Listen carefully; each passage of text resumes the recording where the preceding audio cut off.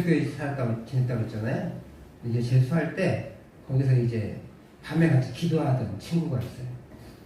군대 갔다 와서 재수를 하면서 낮에는 학원을 가고 저녁에 씻고 집에 교회 가서 기도하는 거예요. 뭐 많게는 2시간도 하고 막 그랬었어요.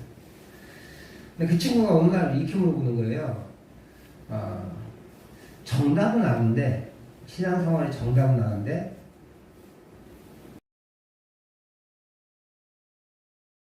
예를 들어 이런 거예요. 제가 새벽 예배를 나가고 싶은 거예요. 근데 그 친구가 잠이 많아요. 새벽 예배 못 깨요. 심지어 교회에서 자는데, 교회 한쪽에 있는 방에서 자는데도 불구하고, 새벽에 마이크 소리 들리고 그러잖아요. 근데도 새벽 예배 못 나가요. 그 정도예요. 자기가 어떻게 살아야 된다는 걸 알지만 그것을 실천을 내지 못하겠다는 거예요. 그 당시엔 저도 잘 이해가 안 됐어요. 왜 그러지? 아침에 일찍 자면 되잖아요. 그렇잖아요. 일찍 자면 일찍 일어나게 돼 있어요. 그죠? 사람이 습관이라는 게 있어서 일찍 잘 못 자는 거예요. 그거 말고 이제 다른 여러 가지 일들이 있습니다. 이런 일 저런 일들을 행하면서 이렇게 살아야 되는 줄 아는데 그렇게 살지 못할 때가 참 많아요. 어떻게 정답과 머뭇거리에서 서 있는 사람, 그 사람이 오늘 이 총독 베스도예요. 어떻게 해야 되는지 자기가 알고 있어. 하지만 그대로 하면 또 어려움이 있을 게 뻔하니까 머뭇거려지는 거예요. 베스도의 상황은 이렇습니다. 바울 사도의 무죄를 인지하고 있어요. 그러나 쉽게 무죄 선언을 못해요.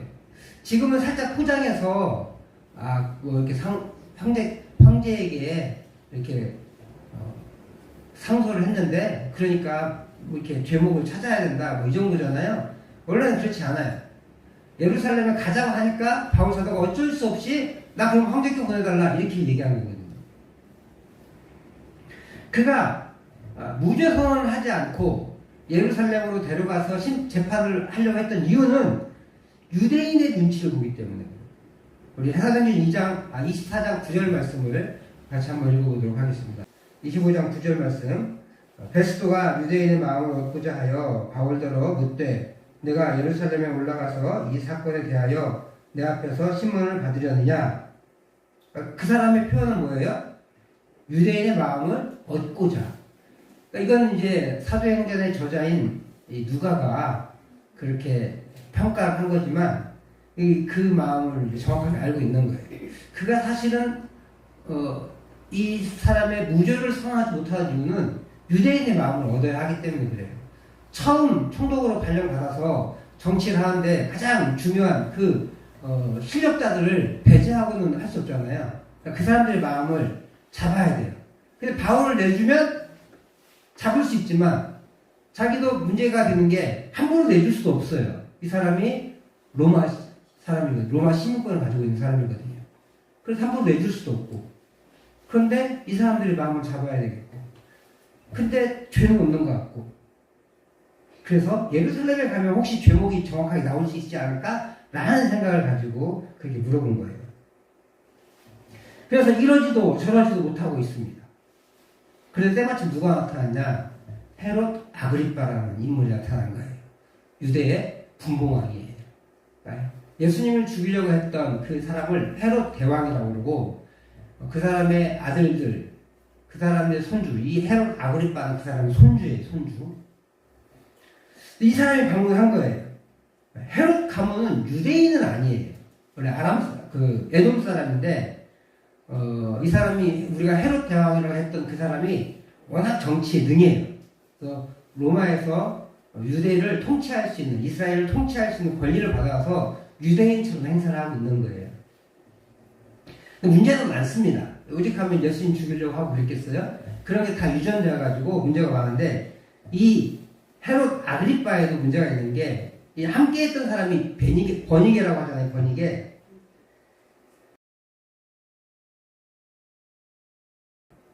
친누나랑 같이 올 수 있지. 문제는 친누나랑 같이 살아요. 원래 상황은 이래요. 번역기가 너무나 예뻤대요. 그래서 좋은 사람하고 유력한 사람하고 결혼을 했는데 이 매형이 일찍 죽은 거예요. 그냥 안타까워하게 하겠지만 안타까움도 있었겠지만 그 매형이 죽은 거에서 이제 과부가 됐으니까 누나가 이제 내 아내가 돼 라고 해서 아내를 삼는 거예요. 근친상간을 하는 거죠. 물론 이 당시에 근친상간이라는 개념이 별로 없었을 거예요. 우리나라도 근친상간을 막은 게 조선시대예요. 한 600년밖에 안 돼요. 근친상간을 막은 게. 그러니까 2000년 전에 근친상간은 그냥 너무나 당연한 거예요, 사실은. 중국이 유교가 먼저 나왔으니까 중국만 해도 뭐 그래봐야 우리나라 고려시대 정도나 돼야 근친상간을 막았지. 그 당시에는 그 이전에는 뭐 이렇게 가족끼리 지내는 게 이렇게 애기 낳고 지내는 게 큰 뭐 이렇게 문제는 아니었지만 어쨌든 결혼한 누나를 그 매형이 죽었다고 데리고 와서 자기가 사는 것도 그렇게 좋은 건 아니잖아요. 또 친누나를 심지어. 그런 가문이지만 베스도가 반가운 거예요. 왜요? 이 사람이 유대 사람은 아니더라도 유대의 말에 유대 문화에 잘 아니까 이 유대인들이 공격하는 거기에서 정치적인 그 문제를 찾아내가지고 바울에게 죄를 덮어씌울 수 있는 그런 해안이 있지 않을까라는 생각을 가진 거예요. 그래서 자기가 못하는 걸, 자기는 유대인들 법을 잘 모르니까 이 법을 정치적으로, 유대 정치적으로, 로마의 정치적인 법과 연결시켜야 되는데 자기는 연결을 못 시키잖아요. 그러니까 이러지도 저러지도 못하고 있는 거예요. 자기 그 법 이해에는 이 사람을 풀어줘야 되는데 유대인들 보면은 저렇게 죽을 둥 사월 둥 덤비는 거 보면 또 문제가 있는 것 같고, 그리고 유대인들 눈치를 봐야 되니까 이 사람을 웬만하면 유대인들에게 넘겨줘서 니들이 알아서 해라 이렇게 얘기해야 될 것 같은데 그러지 못하고, 왜냐하면 바울은 로마인이니까, 법적으로 로마인이니까 함부로 할 수도 없는 그런 진퇴양난 예비 베스도에게. 근데 때마침 헤롯이 나타났잖아요. 뭔가 방법을 찾아내지 않을까? 라고 하면서 이제 바울에게 상의를 합니다. 그래서 베스도가 지금까지 경위를 설명하고 이 경위에서 베스도는 죄를 발견하지 못합니다.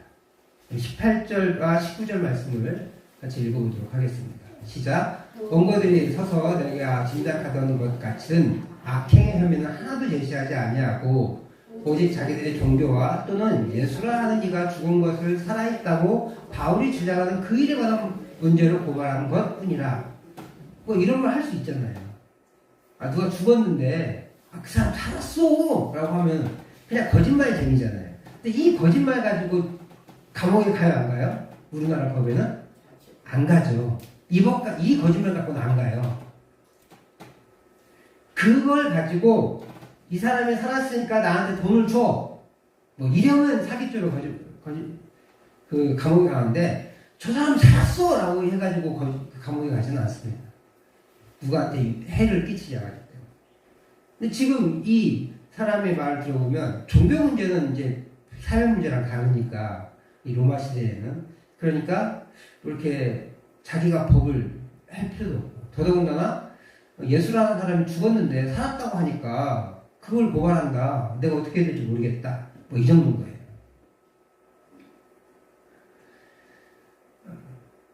죄를 발견하지 못했지만 유대인의 바람도 버리지 못한 거예요.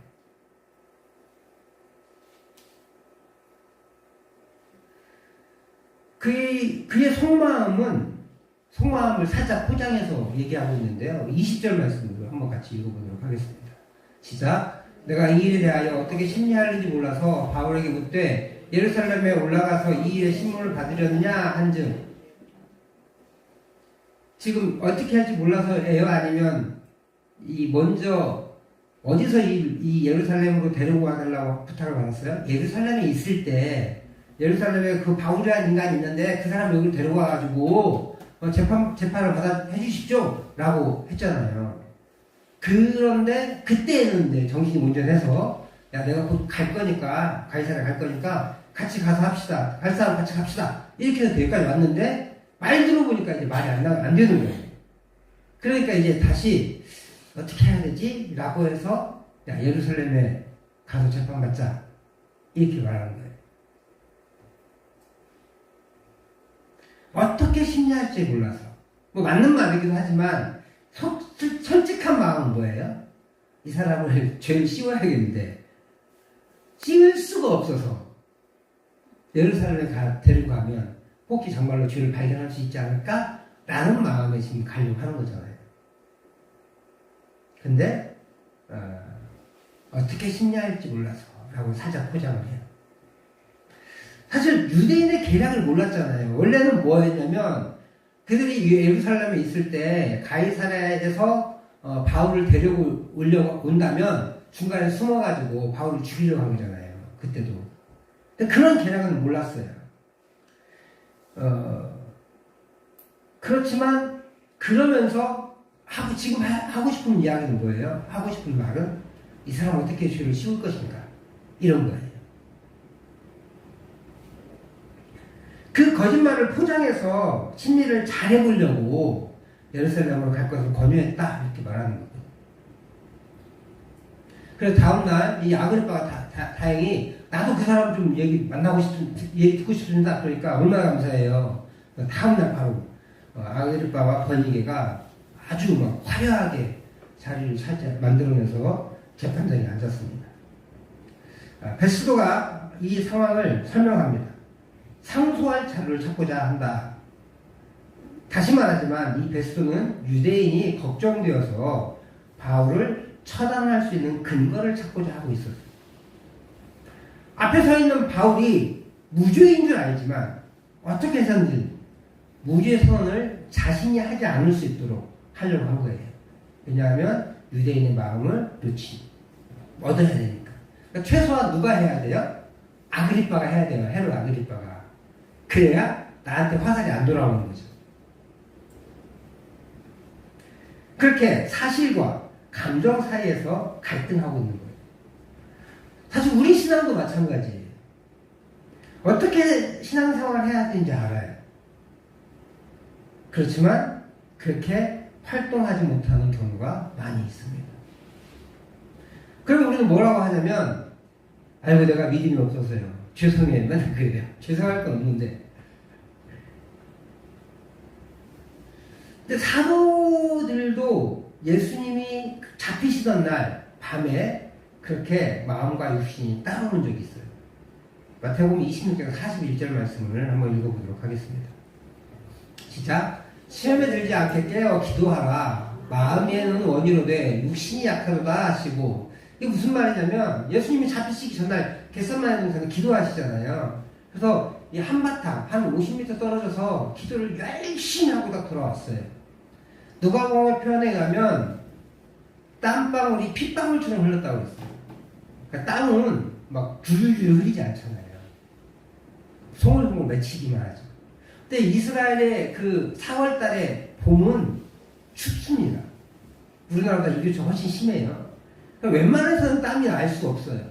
또 얼마나 힘있게 기도했냐면 땀이 나는데 그냥 송글송글 맺히는 정도가 아니라 피가 줄줄줄 흐르듯이 그렇게 흘렀다는 거예요. 예수님이 힘에 지나도록 기도한 거예요. 제가 옛날에 기도할 때 어떤 일이 있냐면 허리가 끊어질 것 같더라고요. 얼마나 소리를 지르는지. 그래서 그랬어요. 그 자체 기도하시는 전도사님이 해산의 수고가 있다고. 기도하는 게 이런 걸 표현하는 거래요. 기도는 해산의 수고가 있다고 하는데 그 해산의 수고가 등이 부러질 것 같은 그런 수고가 있다고 해요. 애기 낳으신 분들 맞아요? 그렇게 근데 저는 그렇게 기도해도 땀이 나지 않았어요. 우리 하며 기도했는지 땀방울이 핏방울처럼 내가 죽을지 몰라서 사경을 헤매면서 이 자리에 왔는데 이 제자라는 인간들이 쿡 자고 있네. 속이 상해 안 상해? 속이 상해. 딱 치면서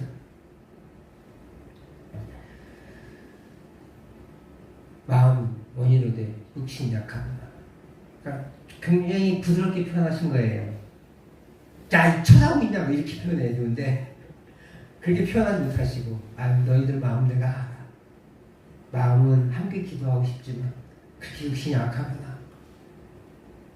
제자들도 왜 기도하지 않았겠어요? 했겠죠, 처음에는. 근데 예수님의 기도가 길었잖아요. 길어졌잖아요. 땀이 핏방울처럼 되게 기도했는데 한 1분, 2분 기도하셨겠어요? 최소한 2-3시간씩 기도하신 거예요. 이 사람들 피곤하니까 꾸벅꾸벅 죽는 거예요. 왜 그래요? 감정의 차이가 있어서 그래요. 예수님은 진짜 죽음 앞에 내몰려 있고 이 사람은 죽는지 안 죽는지 몰라요. 그런 거 있잖아요. 남은 암에 걸려 죽어서 막 고통에 겨워하고 있지만 옆에 있는 사람은 그 고통이 안 와요. 그 고통을 모릅니다. 그러니까 이 사람이 죽어가는 것 앞에서도 하품을 할 수 있는 거예요. 제자들도 마찬가지예요. 예수님이 쫙 멀리서 여기까지 들리게 기도하고 있지만 그들도 그래서 함께 기도하고 싶지만 피곤해요. 함께 기도하지 못하고 있어요. 그런 모습을 보며 안타까워서 이번에 시험에 들지 않게 깨어있으라 라고 권면하는 거예요. 약간 화가 나면서, 하지만 또 우리 제자들의 그 피곤함도 알면서 그렇게 하시죠. 우리도 마찬가지예요. 우리도 깨어있지 않으면 베스도처럼 예수님이 잡히시는 날 밤 제자들처럼 그렇게 시험에 들 수 있는 거예요. 우리도 정답을 알지만, 신앙의 정답을 알지만 쉽게 써내려가지 못할 때가 있다는 거예요. 반면에 바울 사도는 자신이 아는 정답을 너무나 쉽게 거침없이 써내려가고 있잖아요. 바울 사도가 예루살렘에 들어가지 말라는 그 많은 만류에도 불구하고 내 마음 상하게 하지 말아라 라고 하면서 그냥 그 길을 가잖아요. 우리 같으면 안 흔들렸을까요? 확신을 가지고, 뭘 고단했다는 알지만 확신을 가지고 예루살렘을 가더라도 우리 같으면 기도하는 사람들이 1번, 2번, 3번이나 막는데, 심지어 선지자가 와가지고 막아냈는데, 주님의 뜻이니까, 주님이 알려주신 거 가지 말라는 거 아니겠습니까? 그 헌금은 누구한테 맡기고 사모님은 여기서 기다리십시오. 아니면 바로 로마로 가십시오. 하면 됐어요. 하다못해 두루와 시돈 거기에 머물러 있다가 예루살렘을 갔다가 보고받고 다시 로마로 갑시다. 그래도 됐다고요. 그게 더 합리적이지 않아요? 로마로 가면 되잖아요. 예루살렘에 가려고 하는 이유는 뭐예요? 선교 보고도 있지만 더 궁극적인 목적은 구제원을 전달하는 거거든요. 구제원. 최종 목적은 어디예요? 로마예요.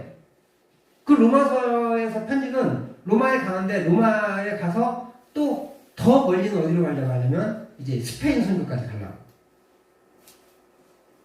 그런 거예요. 로마에서 복음을 전하지만 로마서의 편지가 아마 로마에 가기 전에 썼겠죠. 그죠? 그 로마서에서 내가 너희한테 방문하는 것은 첫째, 복음 전하기 위해서. 두 번째, 선교 후원받기 위해서. 이렇게 1장에서 보고하거든요. 2장에서. 그런 마음으로 로마를 가고 있는 거예요. 그러니까 예루살렘 안 들러도 돼요. 근데 굳이 고립부에서 예루살렘 가는 이유가 뭐예요? 주님의 뜻이라는 확신이 있었으니까. 그것을 알려줬음에도 불구하고, 그럼에도 불구하고, 그건 나도 안다. 그러나 주님이 거기를 들렀다 가게 하신 거다. 확신을 가지고 가는 거예요. 왜 이렇게 바울 사도와 우리의 차이가 생겨요? 왜 이렇게 베스도와 바울 사도가 차이가 생겨요? 왜 이렇게 부활의 승천을 경험하지 않은 제자들과 바울 사도의 차이가 생겨요? 그것은 시마다 때마다 하나님의 은혜를 경험하고 있기 때문에. 사도행전 23장에 보면은 예루살렘에 가서 고난을 당하고 있잖아요. 막 붙잡혀서 매맞고 성전에 들어가니까 끌려가지고 유대인들이 밖으로 끌어내서 돌로 때려서 죽이려고 하고 그런 상황을 당했어요.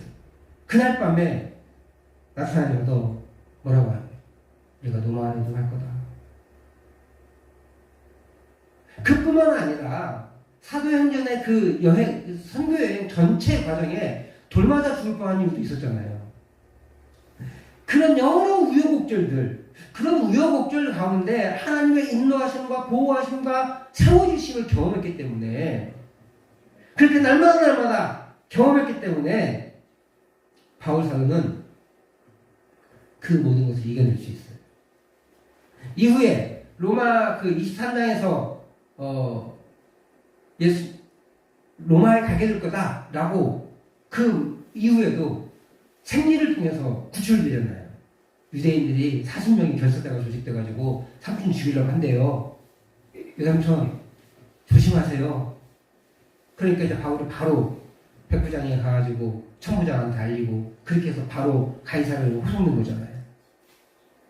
그런 모든 것들이 있으니까 바울 사도는 그런 순간순간에 하나님의 인도하심들을 알고 있으니까 과감하게 도전하는 거예요.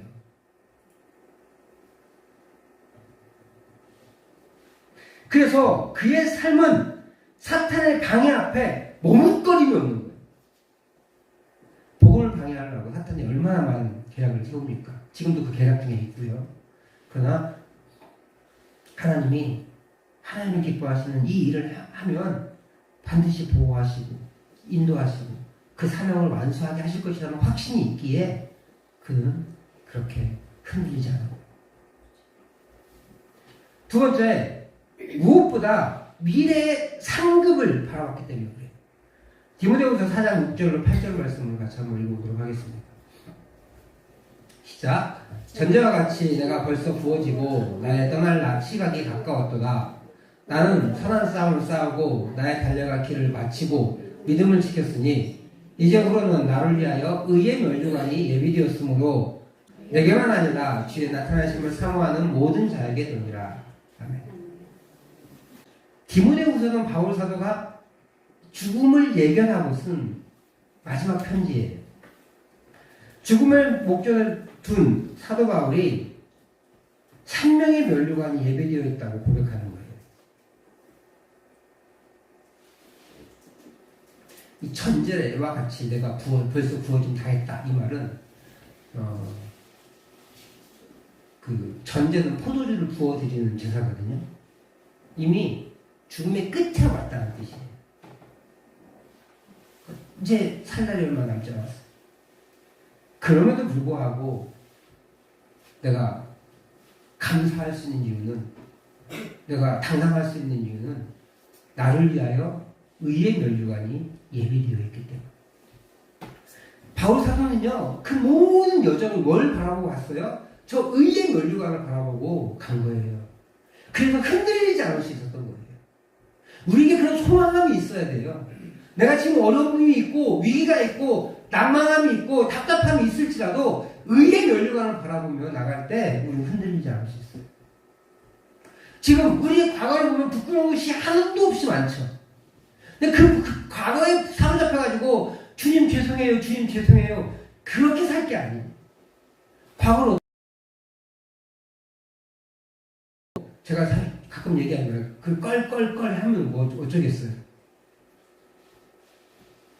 그 과거에 지나온 것들, 부주의했던 것들, 모자란 것들, 그런 걸로 죄송해요 살 것이 아니라 지금 이 순간, 그럼에도 불구하고 내가 그렇게 못 살았음에도 불구하고 하나님이 지금까지 보호하시고 이 자리에 있게 하셨던 그 은혜들을 기억할 줄 알아요. 감사하게도 저도 계속 그 은혜들이 제 마음속에 있는 것 같아요.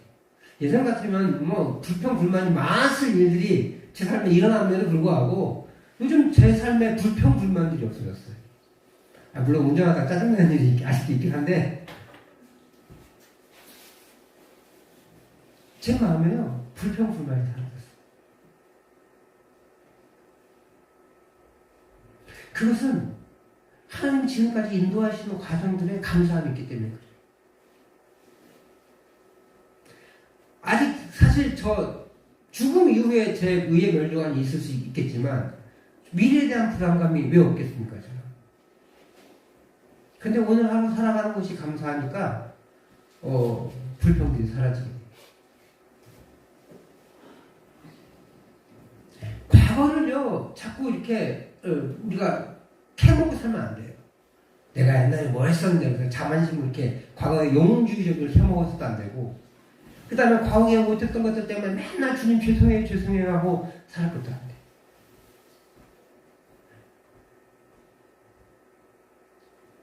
바꿔서 과거의 것은 어떤 걸 찾아야 돼요? 주님의 인도하심들, 주님께서 그럼에도 불구하고 베푸신 은혜들을 찾아내는 거예요. 그러면 두려움이 사라져요.